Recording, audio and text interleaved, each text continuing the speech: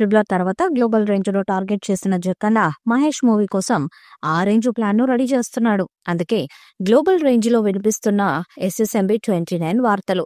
అటవీ నేపథ్యంలో action adventure గా రాజమౌళి ఈ సినిమాను దర్శకుడు తీర్చిదిద్దుతున్నారు. భారీ బడ్జెట్ తో రూపొందిన ఈ చిత్రం ప్రపంచవ్యాప్తంగా అన్ని భాషల్లో విడుదల చేయబోతుందని చెప్తున్నారు. ఈ సినిమాను 1500 కోట్ల భారీ బడ్జెట్ తో దుర్గా ఆర్ట్స్ పతాకంపై డాక్టర్ KL నారాయణ నిర్మిస్తున్నారు. హాలీవుడ్ సినిమాల కన్నా ధీటుగా దీన్ని రాజమౌళి తెరకెక్కిస్తున్నారు.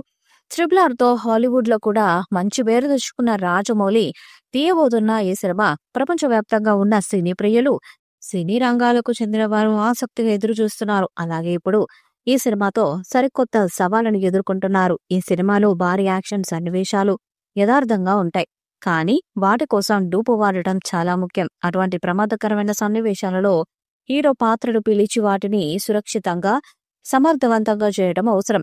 మహేష్ బాబు డూప్ లేకుండా సినిమాలలో నటిస్తారట. ఎలాంటి యాక్షన్ సీన్స్ అయినా డూప్ అవసరం లేదని చెప్పి ఈమె సాహసాలు చేస్తూ ఉంటారు, కానీ అది చాలా ప్రమాదకరమని ఇదివరకు ఎంతో మంది డైరెక్టర్స్ చెప్పినా మహేష్ మాత్రం అలవాటు మానుకోలేదట.